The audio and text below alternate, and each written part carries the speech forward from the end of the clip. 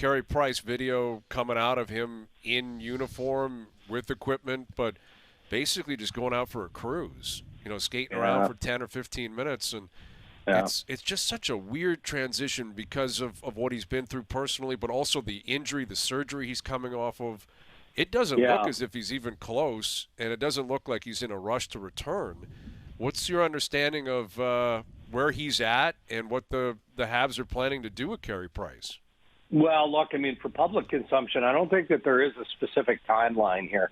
There certainly wouldn't be a date on the calendar other than the Olympics looming and Doug Armstrong on line one calling on behalf of Team Canada to get a daily update on where Carey Price is. But, Dom Ducharme in a media availability recently said, I think it was last week, that Carey isn't going to be back in any way, shape, or form before Christmas. And that's not that far away.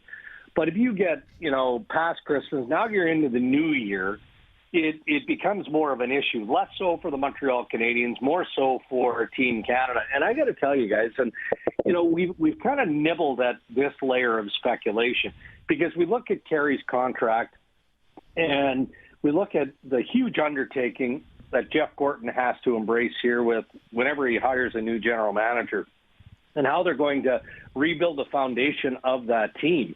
I don't think that there's any doubt that the Montreal Canadiens are going to have to, be in the business of looking at Carey Price as a tradable asset by March 21st, the trade deadline. It makes more sense that you'd wait until the off season, and maybe there's more flexibility from a cap perspective in the system to take on a mammoth contract like that.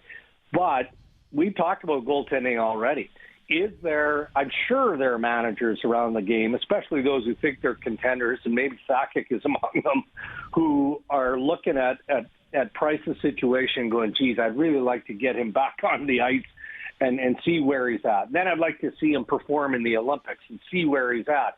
And then when we get closer to March, maybe realistically I can engage and I can move out some pieces to make a deal of that magnitude. For me, that's the bigger story because it's the picture of the future for Montreal and for Carey Price and for perhaps the team that swings hardest to try and land him.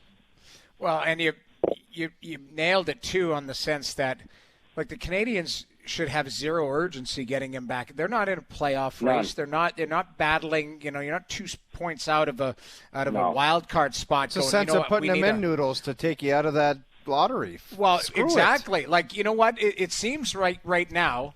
Dvorak gets injured last night. Like, Petrie, they're fine with some of their long-term deals, and Josh Anderson, they're fine cycling young kids in, giving them experience. So there's no rush getting Carey Price into the lineup other than for the Olympics. That's the way his I call, read. though, right? That's where his it gets. call. That's exactly. where it gets dicey. Where Jeff Gorton, I don't even know if he knows Carey Price, and Gorton might Probably be like, yeah, listen, I'm liking what's happening here. If I'm Jeff Gorton, I'm actually stepping in at a beautiful time. We're terrible, we're losing, and I'm going to get a lottery pick here. But if you're Carey Price and you have ambitions of being in Beijing at the Olympics, you got to play. You got to play a certain amount of games. So, and I think that's his priority, Brian. Every player is that way, right? Like he wants to get back into the game as soon as he can. And it's not just the Olympic motivation. Carey is a good teammate, so he wants to do what he can do to help the Montreal Canadiens stay competitive. But you're right. If I'm Jeff Gorton, I want all of the assets that I think I might be able to peddle between now and March 21st to be out on that ice.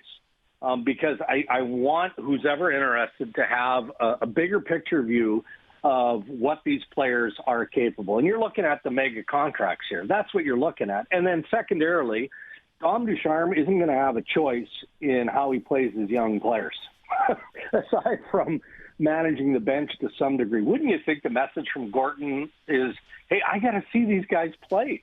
I got to see what we've got here in the future so that I know what pieces we have to build around. So, look, I'm probably saying that in a confrontational way, and I don't mean to. Isn't that just common sense between coach and executive vice president / general manager for the moment?